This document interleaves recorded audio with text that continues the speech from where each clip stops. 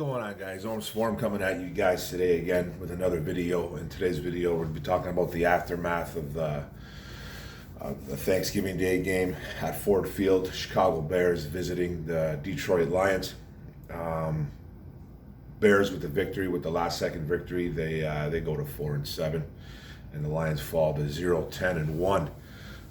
Dead last in all the NFL, dead last in the NFC North. This was another game that I didn't do a lot of writing on. Didn't do any actually, because I had some stuff going on. I had some family stuff going on too, and I had a little girl that wasn't feeling too well. But this is what happened, and I didn't do much writing, so I didn't do any. So, I'll talk about the scores, and I'll talk about a little bit about the game because your boy did watch the game. But the first quarter, we got on the board. Josh Reynolds with a 39-yard touchdown. Welcome to Detroit. Josh Reynolds with a nice 39-yarder. Jared Goff throwing the ball deep. Looked like he put all his might into it. Threw the ball about 40-something plus yards in the air. It seemed like. It was a 39-yard score. It was a 39-yard score from scrimmage. So that made it 7-0 Detroit Lions. Then the second quarter came. Cairo Santos for the Bears hit a 28-yard field goal. And that made it 7-3 in favor still of Detroit. And then Jimmy Graham in the second quarter hit a 17-yard strike from Andy Dalton. Nobody around Jimmy Graham, just kind of went right up the seam on a red zone touchdown. No one really covering him. So that made it 10-7 Chicago Bears. And then Cairo Santos for the Bears had another 43-yard field goal. That made it 13-7 Bears. Third quarter came around. Hawks started getting a little bit involved. They got a touchdown and 17-yard strike from Jared Goff. That made it 14-13 Lions. Fourth quarter coming around. Detroit's defense kind of playing that bend but don't break, making some stops. Our offense sputtering though, can't capitalize on mistakes from the Chicago Bears. Can't get any more points on the board. Last second field goal. There's a blunder at that game, and we'll talk about at the end of that game, and we'll talk about that. Cairo Santos with the 28-yard field goal. No time left on the 1 second on the clock. No time. Boom, gone. 16-14 Bears victory. They win. They win the game.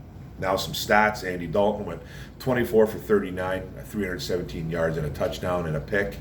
Got sacked only one time, so he was really good through the air. Andy Dalton was hitting his spots. And then rushing, David Montgomery had 17 carries for 46 yards out of 2.7 yards per carry. We shut the run game down finally. David Montgomery's a pretty good running back. They got a couple other good guys over there too, and he was their leading guy, and we shut down Montgomery. Receiving though was a whole different story. Darnell Mooney, their young wideout, went 5 catches for 123 yards, a 24.6 yards per reception. Then Cole Kmet had eight catches for 65 yards, and then they also had 4 players in double digits with yards per reception. Darnell Mooney, Damian Byrd, Jimmy Graham, and then Jakeem Grant, the more of a special team guy, but he's still a wide receiver. And then defense, they had Jalen Johnson, their quarterback, had 6 tackles and a forced fumble. Robert Quinn had 5 tackles, a forced fumble, and a sack. Christian Jones, former Detroit Lion, had 6 tackles. Travis Gibson had 2 tackles and a fumble recovery. The defense played well, obviously, for Chicago, holding us to 14 points. We're just a terrible offense anyways. Then for Detroit Lions, our quarterback, Jared Goff, went 21 for 25, took a couple deep shots, maybe three deep shots, 171 yards, 2 touchdowns, and sacked once. O-line played good. Not mad at Jared Goff at all for this game, but even though he is a dink and dunk guy, can't really blame him for this at all. The rushing, Jamal Williams had 15 carries for 65 yards, 4.3 yards per carry, and then Igwebuike had 1 carry for 11 yards, and 11 yards per carry, obviously, but he needs to get the ball more, I think, Godwin now, because Swift left early, shoulder sprain. Don't know the severity of his injury, but it's not good having a shoulder sprain as a football player. Obviously, any type of injury, but especially at a running back when you're taking constant hits. So I don't know the severity of it. Don't know how long he's going to be out, but it's not looking good. Godwin Igwebuike is running hard. we might be seeing him next week.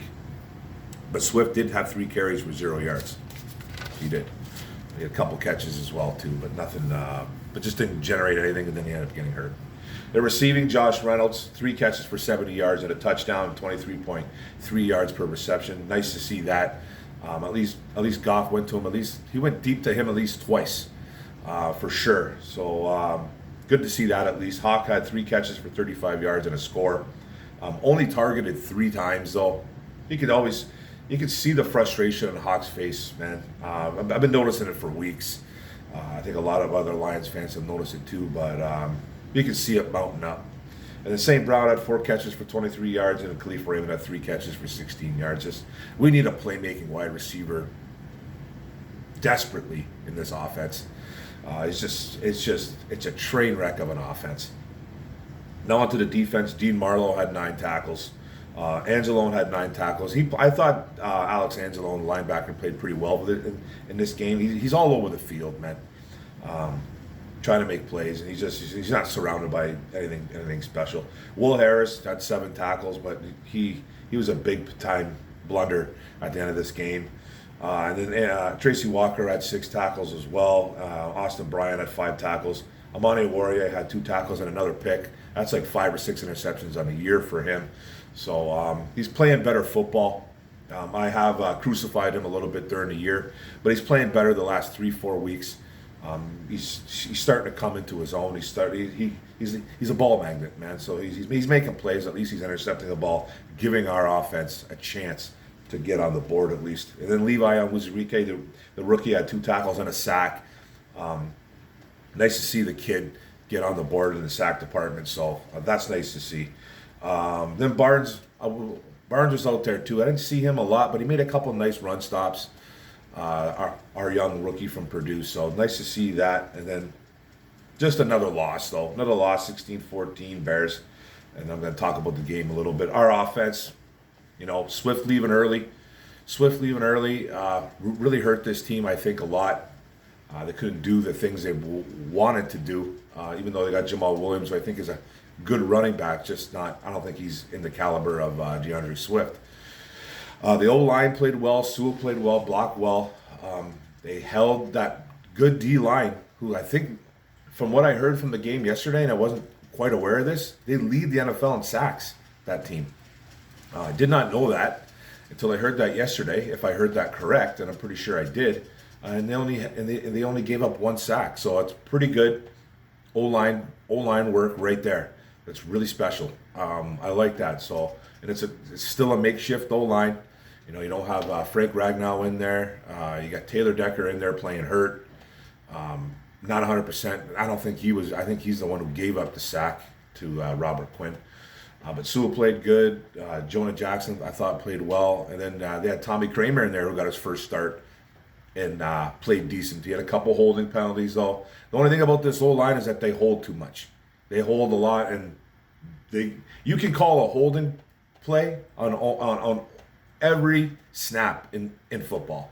Every snap. And the refs did that pretty much, man. They burned us a lot for some holding. There was some blatant holds, though, but I think it's a little bit ridiculous calling 3 in a row. It just completely destroys momentum. And I'm not saying Detroit versus everybody right here. I'm not saying the refs caused us to lose this game, because they didn't. But they don't need to be calling so many holding penalties. But our offensive line is very undisciplined. And that's on the players. A coach can only do so much. Like I said, we don't have that. Players have to be held accountable for penalties like jumping off sides, holdings, not setting up right, just all that kind of stuff.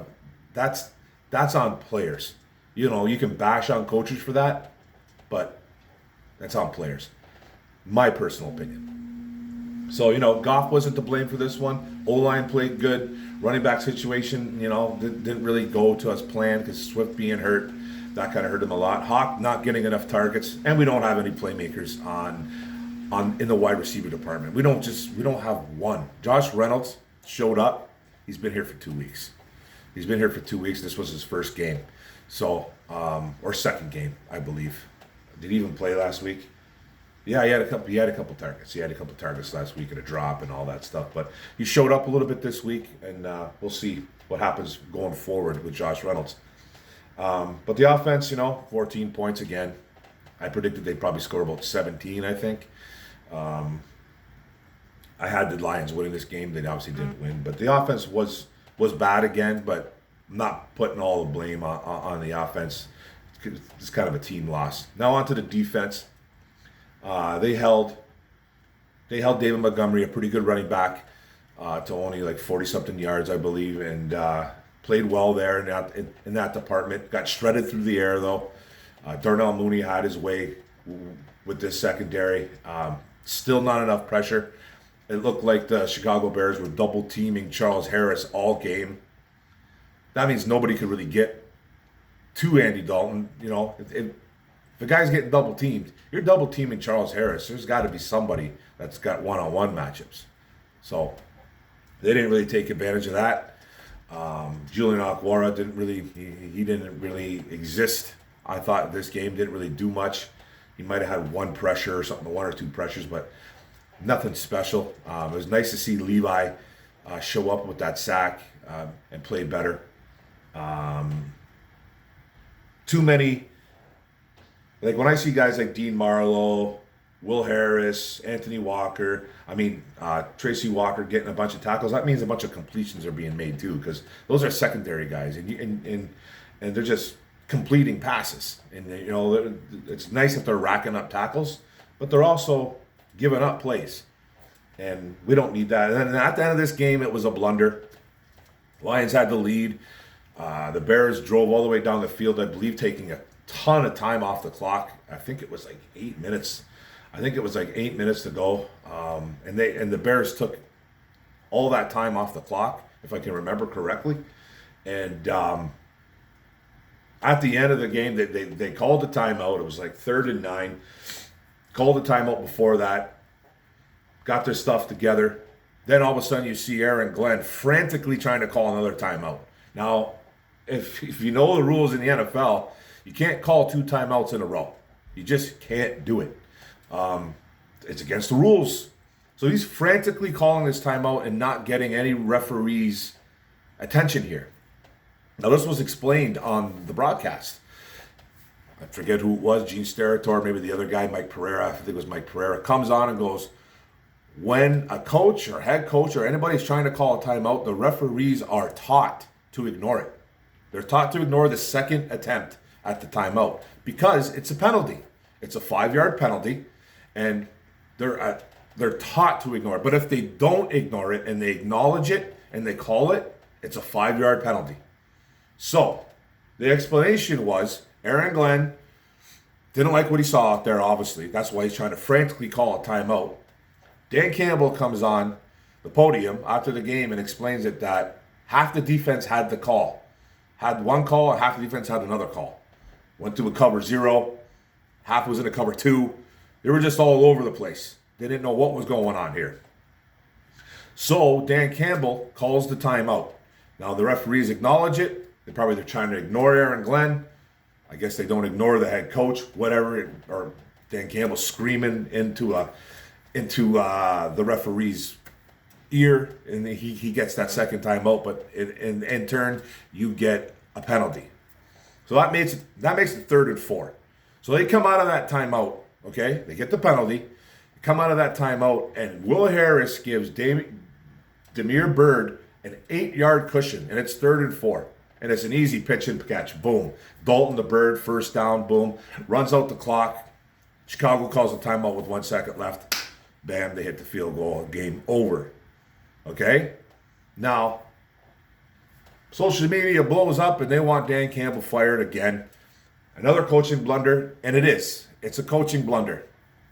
On Aaron Glenn, on Dan Campbell. But Dan Campbell comes out and says he called the timeout because he didn't want them to score the touchdown.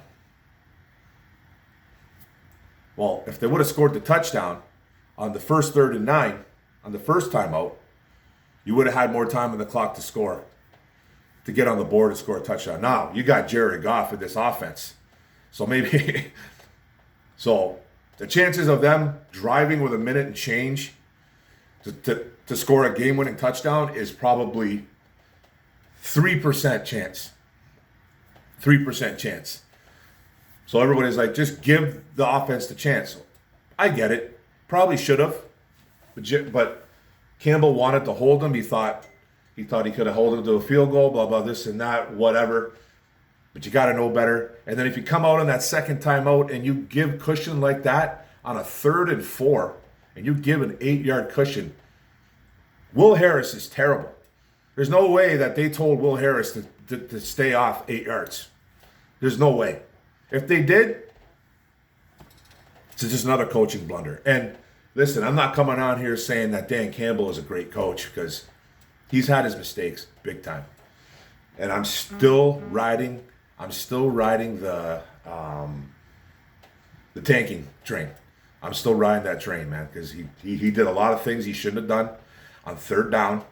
Run the football, 3rd and 9, run the football, 3rd and 14 again, just 3rd and 32, running the ball with a draw play. I kind of get that too, because you're just trying to kick the ball. You're trying to get your defense to play some defense, because their defense was playing well. They were playing good enough. They weren't playing bad defense. People losing their mind over a 3rd and 32 and not throwing the ball downfield. People saying, throw a Hail Mary. This isn't Madden. This isn't a video game. That's not how football works. 3rd and 32, you don't throw Hail Marys. This is not you sitting on a couch, half in the bag, playing a friggin' video game. You be safe. You don't throw the ball downfield, because they know half the time that you're probably going to throw. You just try to you just try to get out of there alive, basically. You try to get out of there alive. Like, I get it. You want to get in field goal range. I understand all that. I really do. But you had to probably on that one third. They had 2 3rd and 32s, I believe. And that 1 3rd and 32, they would have got 15, 20 yards. I think they would have got within field goal range of that Riley Patterson kid. I'm not really too sure. But now you're asking Jared Goff to throw the ball 20 yards downfield. That's almost not a reality in itself. But Dan Campbell made some blunders. People are asking for his head. I'm not one of them. I'm not going to sit there and be one of them. I can't do it. I can't sit here and say fire Dan Campbell after 11 games, because it's a broken record to me. It's a broken record. Who are we bringing? Who are we bringing in? Do you have anybody that wants to come here? Because you go fire a guy like Dan Campbell with this pathetic roster, you're going to get nobody that's going to come here of any type of talent. You won't get anybody. You won't get because the Fords they can't be trusted. You can't fire this man. Can't do it. Won't do it. A little bit Mike Singletary there. It doesn't compute with me. It doesn't compute with me. You start firing everybody after 11 games, 12 games in with this garbage roster, you're not going to get anybody to come here worth a damn. You won't. I'm talking players. I am talking coaches. You have to give these guys a chance. They were left table scraps coming in here. And again, I'm going to say it again. I'm not talking up Dan Campbell like he's Vince Lombardi, because I don't know what this guy is. Yes, he makes mistakes. Yes, he does some questionable stuff on the field. I get it. But he needs to be given a chance. If he's doing this stuff next year, then okay. If he has a viable quarterback and some wide receivers and he's still doing this, then I don't know what to think. Then maybe he needs to go. He needs to get a win. I do understand that. But it's not coming this year. It's not. It's almost like they don't want to win. That's where the tanking comes in. So you guys gotta, it's another loss, 0-10. I'm pretty sure this number 1 pick is locked up now. It would take almost a miracle not to have the number 1 pick. So, because I believe Jacksonville, Houston, and the Jets all have 2 wins, I believe. So, it's kind of locked up. Does the tanking continue? I still kind of think it does, because I don't think they want to somehow jeopardize anything. And I'm not saying we're a good team. We over tanking because we need to get that first overall pick. That's true, but sometimes teams tank thinking, well, hey, you know what I mean? Like, we're good enough to win, but we're just going to do this anyways. Now,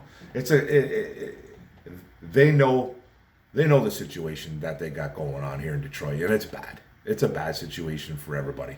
It's not good. It's not good, and I think just getting these top 3 picks in this draft makes the most sense. Because that's what it's going to be. If you get the number 1 pick, you got that number 1 pick, then you get the Rams pick, and then you get that second round pick immediately at 33. So you get 3 picks, almost 3 first round picks. That's what it feels like. But that's the game, guys. We lost another game, 16-14. Followed 10-1. I don't know who we got next. I don't know who we are playing next. I have to look that up. Green Bay? No, it's not Green Bay. But anyways, guys, thanks for the video. It was good listening in with you guys. Thanks for listening in. Don't forget to hit the notification on the right. Don't forget to like and comment. It's all about the likes and comments. We could talk some football. Go Lions. Boom, boom.